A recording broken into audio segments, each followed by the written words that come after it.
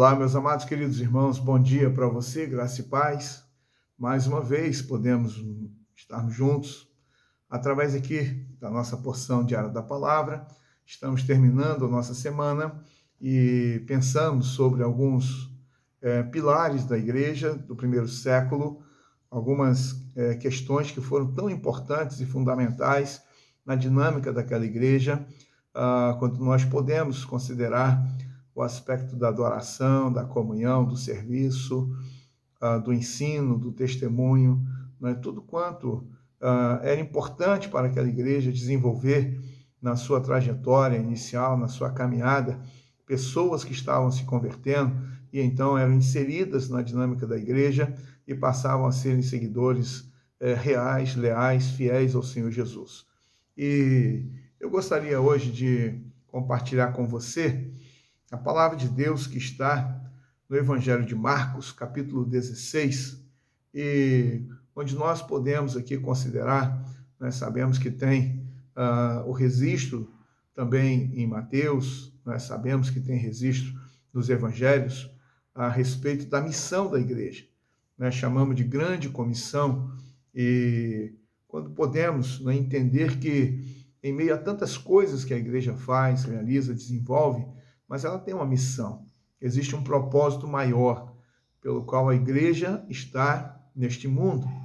E é importante estarmos sempre pensando qual é a missão da igreja, qual é o propósito da igreja existir, qual é o objetivo da igreja existir. Muitas vezes se confunde, acha que a igreja é apenas um local de reunião, apenas um grupo que se reúne ali de comunhão, de terapia, de apoio mútuo, mas, na verdade, a igreja existe por um propósito. Então, nós precisamos sempre estar avaliando, refletindo, considerando a razão da existência da igreja neste mundo. E em Marcos 16, no versículo 15, nós então temos aqui, já após a ressurreição de Jesus, ele aparece aos seus discípulos e ele então diz, e disse-lhes: vão por todo o mundo e preguem o evangelho a toda criatura. Quem crer e for batizado será salvo. Quem, porém, não crer será condenado. Amém. Veja que a palavra de Deus aqui para nós, nesse texto, que fala especialmente para os discípulos de Jesus, apontando a comissão, apontando um alvo, apontando um propósito, um objetivo muito claro na vida dos discípulos de Jesus, e aí então entendemos que somos nós também, consideramos que nós hoje temos a salvação porque alguém um dia obedeceu a essa ordem de Jesus, a esse mandamento do Senhor Jesus, para que pudesse ir por todo o mundo e pregar o evangelho. Veja que a palavra de Deus, inicialmente, ela já apresenta como primeira parte para nós aqui, importante: vão por todo mundo, ide por todo mundo, pregue o evangelho a toda criatura. Ou seja, importante para nós que a missão ela engloba todas as partes da terra, todas as pessoas da terra, todas as etnias, todos os povos, todas as tribos, todas as nações, os pequenos povoados, os grandes povoados. Hoje nós temos metrópoles aí com milhões de habitantes. Então, é para alcançar essas pessoas, seja nas grandes cidades, seja nos pequenos vilarejos, seja em pessoas que habitam mesmo em regiões remotas. Todas as pessoas do mundo precisam ouvir a palavra de Deus, a mensagem do evangelho, o anúncio da salvação. Esta é a missão da igreja, de levar o evangelho, Cristo Jesus que salva, as boas novas que salvam a todas as pessoas da terra. Essa, então, é uma responsabilidade da igreja. E podemos agradecer a Deus, eu e você, porque alguém um dia, obedecendo a este mandamento, a esta ordem, ensino de Jesus, deixou a sua terra e veio para o nosso Brasil para pregar o evangelho, para anunciar a mensagem, para gastar a sua vida, para investir a sua vida, para sofrer pelo nome de Cristo. E então foram perseguidos, maltratados, presos, sofreram consequências de estarem aqui no nosso Brasil, mas eles cumpriram a missão, pagaram o preço. E aí então nós vemos porque essas pessoas lá atrás lá atrás, mais de 100 anos, e então se dedicaram de forma tão especial ao Senhor, e aí então transmitindo a mensagem do Evangelho.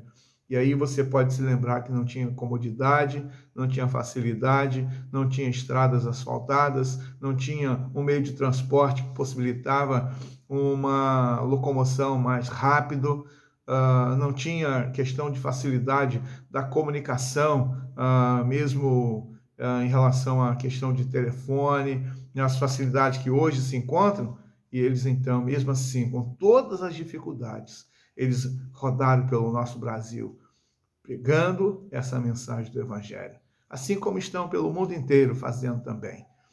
E é importante que a igreja faz isso, porque é uma ordem do nosso Senhor Jesus, é um ensinamento dele, é um mandamento que ele deixou para nós, de fazermos discípulos de todas as nações, de todos os povos. Mas a palavra de Deus também diz aqui, não apenas de pregar o Evangelho, de anunciar a mensagem, é a responsabilidade da igreja, mas aí tem a responsabilidade daquele que ouve. E a palavra de Deus aqui então diz, quem crer e for batizado será salvo. Veja que a ênfase não recai no batismo, mas a ênfase recai na demonstração da sua fé, da confiança em Jesus Cristo como único e suficiente Senhor e Salvador.